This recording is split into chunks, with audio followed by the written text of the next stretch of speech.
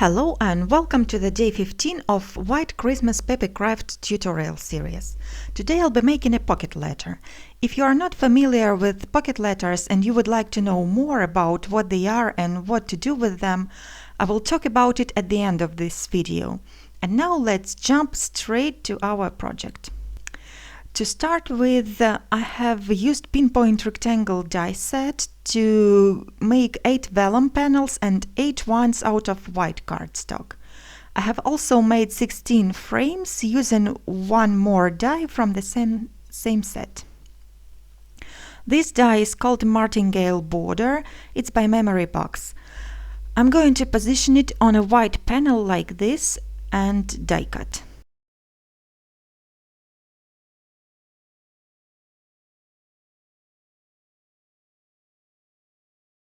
To assemble the panel, I'm going to adhere one frame onto the vellum at the wrong side and then the decorative border at the right side. The adhesive I'm using is tacky glue by Scotch. I try to apply as little as possible of it, and I simply love how it works with vellum. It has little moisture in it and doesn't warp the vellum that much. Then I stick down the second frame on top with the mounting tape. The nicest thing is that when the glue dries, it is practically invisible on the wrong side of the panel. So I've made 3 panels the same way, and I'm slipping them into the 3 left side pockets of a 9-pocket page. For the next 3 panels, I'm going to flip the border and apply adhesive to the right side of the die cut. Then stick it down on the right border of the panel. Don't worry, it still is going to look very nice even though it's the wrong side.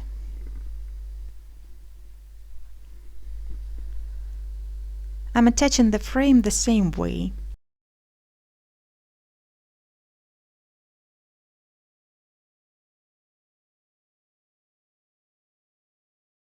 Now I'm putting all 3 panels into the right side pockets.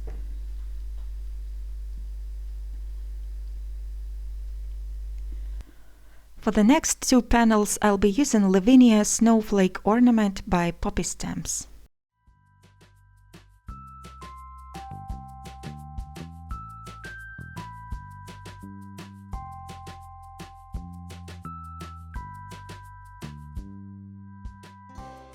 I'm gluing it to the vellum panel with the Scotch tacky glue. This little cap die comes with the ornament, and I'm going to use it as well.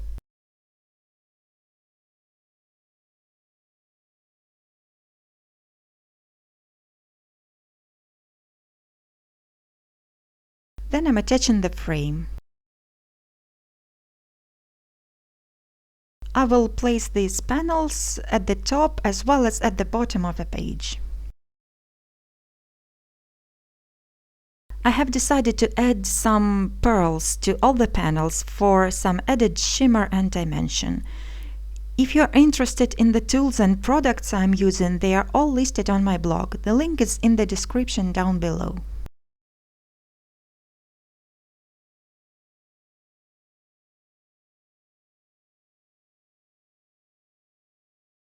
For the focal image, I've cut some hexagonal frames with the nested die set.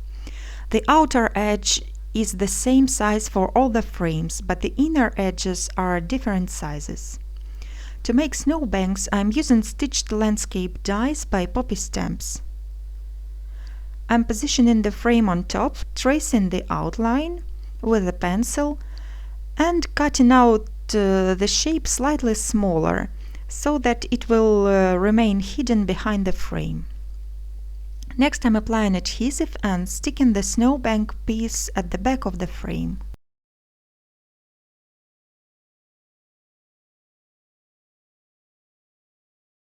Then I am defining the position of the next border and repeating the whole process.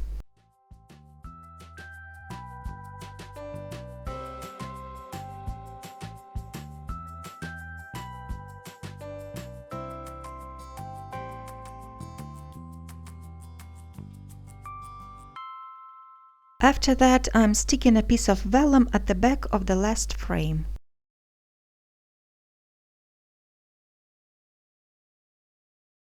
I have attached some strips of double-sided tape to the frames, and now I'm mounting all of them one on top of another.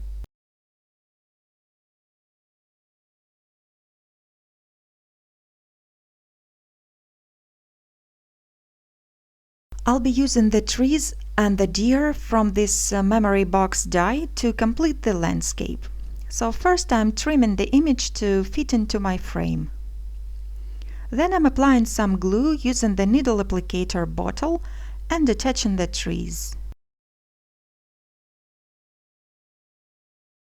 I'm trimming off the excess.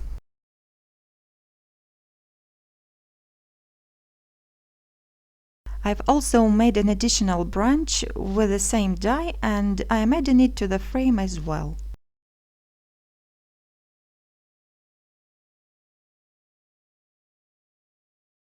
Then I'm adhering the hexagon frame right on top of a plastic page with a hot glue.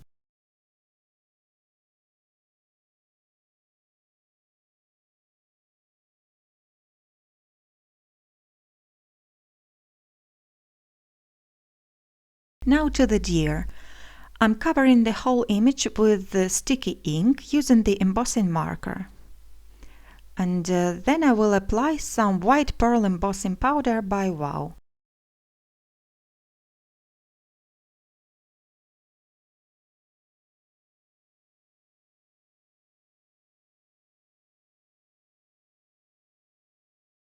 I'm heat setting the image now.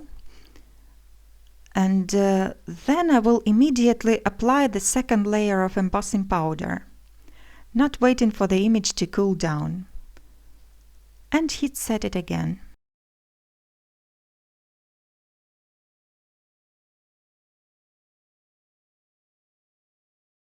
Now the deer is ready to go onto the frame.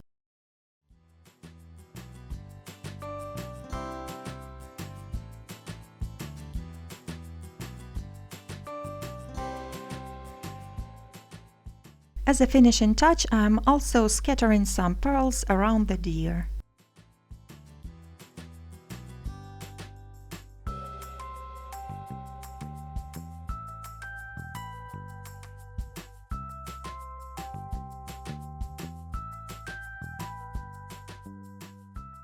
I will also be adding a couple of tags to a project, and here I have a new Merry Christmas tag by Poppy Stamps as well as the matching background.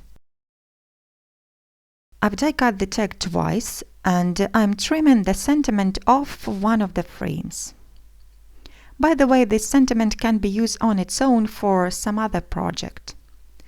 I have attached this frame to a vellum background, and now I'm also adhering a piece of ribbon to hang a tag. The tag with the sentiment goes on top.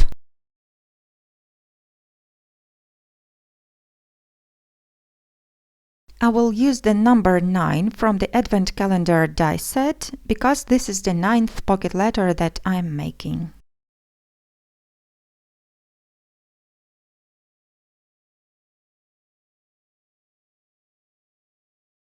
Now I am also going to add a pine branch and a tiny angel to complete my tag.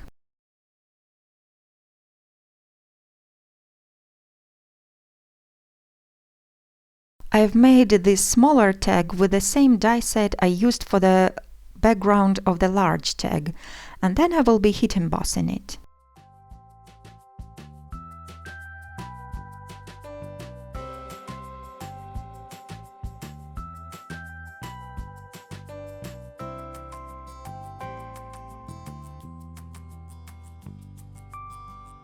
I'm tying the tags onto the page, and my pocket letter is finished.